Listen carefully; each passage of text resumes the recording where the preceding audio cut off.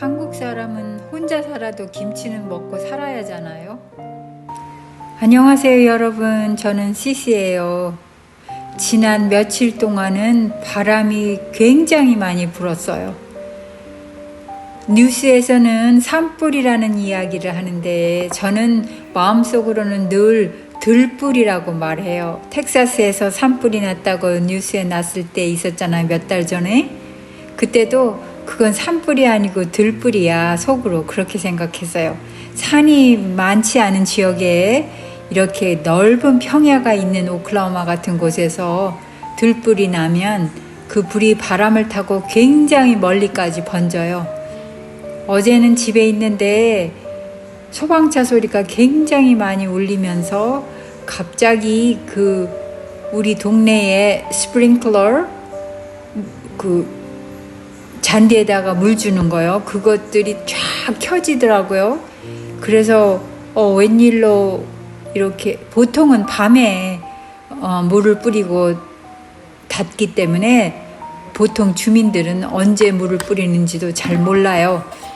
그런데 대낮에 물을 뿌리길래 웬일이야 싶었더니 제가 사는 주변에 큰 불이 났어요. 바람이 엄청나게 불었는데 그 불이 몇몇 집에도 피해를 주고 수백 에이커가 불에 탔다고 그래요. 물론 저는 뒷마당에 불을 피울 수가 없었죠. 바람이 많이 불고 fire danger warning 사인이 오면 저는 뒷마당에 불을 피우지 않습니다. 화재의 염려가 있을 때는 마당에 불을 피우지 않는 게 좋죠. 그래서 그 대신 그럼 무슨 생산적인 일을 해볼까 생각을 하다가 김치를 담았어요. 혼자 살아도 김치는 해 먹어야 되잖아요.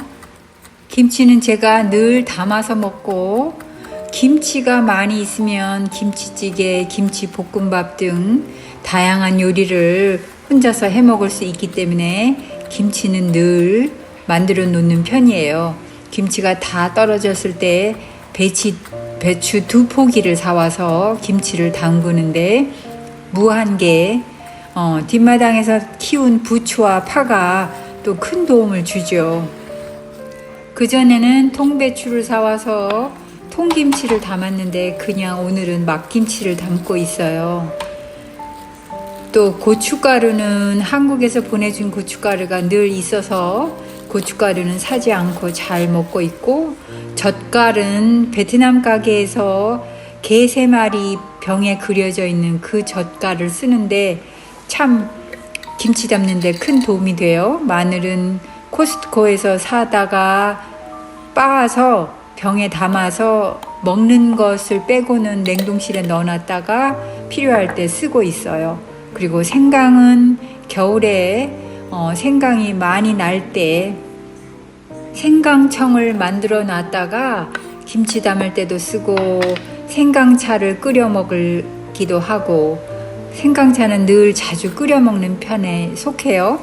그래서 오늘도 이렇게 막김치를 담고 있는데 2포기만 담으면 저 혼자서 한 달 이상은 먹거든요. 그래서 그렇게 2포기를 담고 있어요. 사실은 옛날에 아이들 키울 때 음식을 하면 아이들이 있어서 음식을 하지 않으면 안 되는데, 그렇게 하면 속으로 생각하면서 피곤해도 이것을 해야 된다 그런 생각을 했는데, 가만히 생각해 보니까 혼자서 살아도 먹고 살아야 되니까 먹는 음식을 하잖아요. 그래서 그때 제가 속으로 아이들이 있기 때문에 더 힘들었다라는 생각을 한 것에 대해서 스스로 조금씩 반성할 때도 있어요. 아이들이 있었기 때문에 제가 더 열심히 음식을 만들었기는 하지만 혼자서 살아도 여전히 음식을 열심히 만들어야 내가 먹고 살 수 있지 않은가, 그런 생각인 거죠.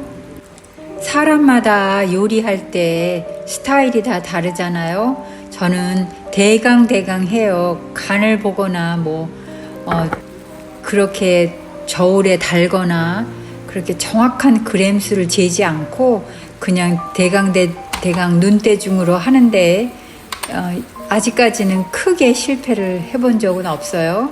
김치 담을 때 너무 짜게 담근 적이 한 번 있어서 그때는 아마 배추를 너무 짜게 절였던가 봐요.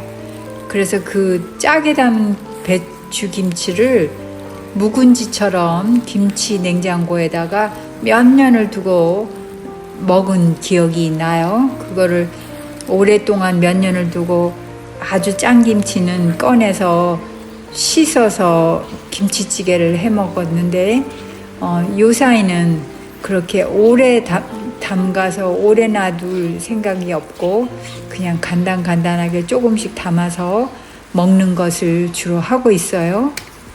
이렇게 금방 담아서 먹는 막김치도 찹쌀풀을 약간 쏘아서 넣으면 군 냄새도 안 나고 조금 저 혼자 먹기 때문에 조금 시간을 두고 김치 냉장고에 보관해 놨을 때 크게 맛이 변치가 않더라고요. 그래서 저는 찹쌀풀을 꼭 쑤어서 넣는데 미국 아이들이 김치 담는 거를 볼 때 풀 써서 넣는 거를 의아해 하더라고요. 그래서 그냥 그게 김치 레시피의 하나이기 때문에 넣는 게 좋다, 넣지 않아도 된다 그렇게 말을 한 적이 있어요.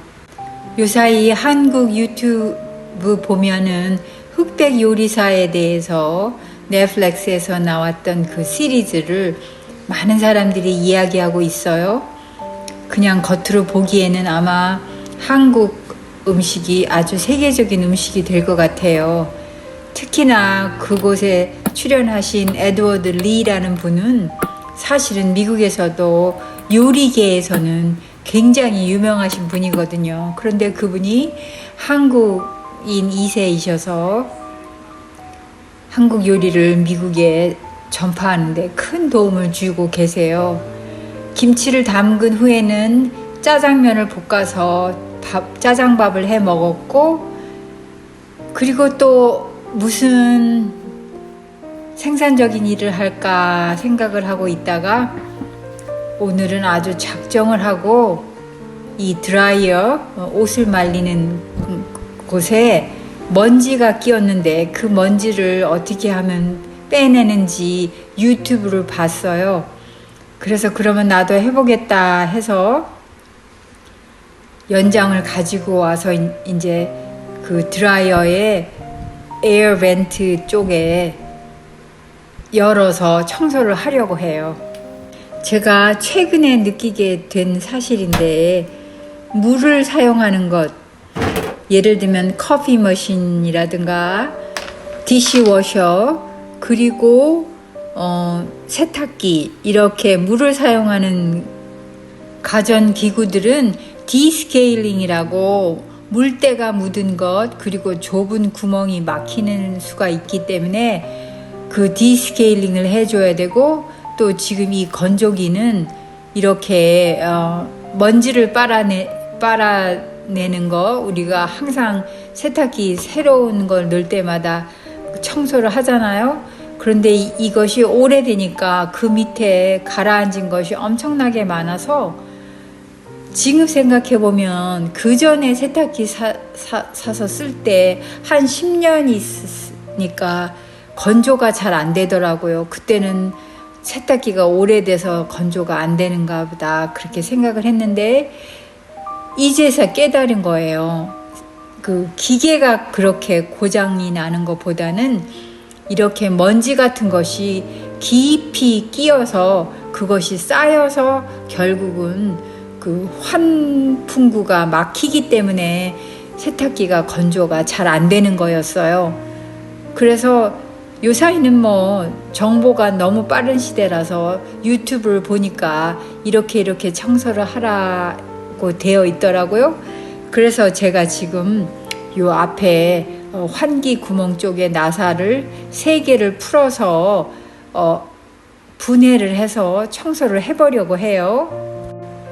환기구 쪽에 3개의 나사를 풀는 것도 거꾸로 풀어야 되잖아요. 그래서 시간이 좀 걸렸어요. 그런데도 그 나사는 그런 대로 잘 풀려지더라고요. 그런데 안쪽의 3개뿐만이 아니고 바깥쪽에서도 2개의 나사를 풀러야 될 것 같아서 그러니까 제가 보는 바깥쪽에요. 이것은 바깥쪽에 나사가 풀기 좋은 장소에 있어서 풀기가 쉬웠어요. 작은 도구를 가지고 시작했는데 전기 드릴로 하는 거는 안 하는 게 좋다고 하더라고요. 그래서 작은 도구로 가지고 했는데도 금방 쉽게 풀었어요. 그렇게 나사를 다 풀었다 싶어서 그 환기 쪽의 망을 떼어내려고 했는데 아무리 떼어내려 해도 안 되는 거예요. 유튜브를 볼 때, 물론 같은 제품은 아니었어요. 유튜브를 볼 때 다른 그 유튜버들이 하는 걸 보니까 환기구 잘 뽑아내던데 이것은 아마 그냥 뽑아내는 것이 아니고 무슨 다른 뭐가 있는 것 같아요. 아무리 뽑아내려고 해도 안 되고, 그래서 결국은 진공청소기 가지고 와서 그냥 그 속에다가 청소기 헤드를 넣고 빨아내는 걸로 일을 마무리하려고 해요. 그렇게 수도 없이 그 환기구를 뽑아내려고 노력을 하다가 결국은 빼지는 못하고 또 청소기 그 헤드로 빨아내려고 하니까 그 청소기 헤드가 깊이 들어가지는 않는 거예요. 또 깊이까지 들어가야 그 아주 찌꺼기들을 빨아낼 수 있는데, 그래서 결국은 제가 속으로 한국 사람들은 젓가락질 잘하잖아요.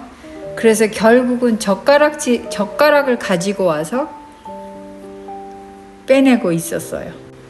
그러면서 속으로 미국 사람들은 우리처럼 이렇게 젓가락질을 잘 못하니까 그 사람들은 나보다 힘도 좋고 뭐 연장도 좋고 하니까 하겠지만 나는 이렇게 해서라도 대강 큰 먼지 덩어리는 뽑아낼 수 있어서 다행이다 싶어요. 그렇게 해서 젓가락으로 꽤 많이 먼지를 뽑아냈어요. 이 건조기 속에서 여러분들 보시면 굉장히 많이 나왔어요. 이렇게 집안 가전제품들도 관리를 하면서 사용을 하면 수명이 길어지겠죠?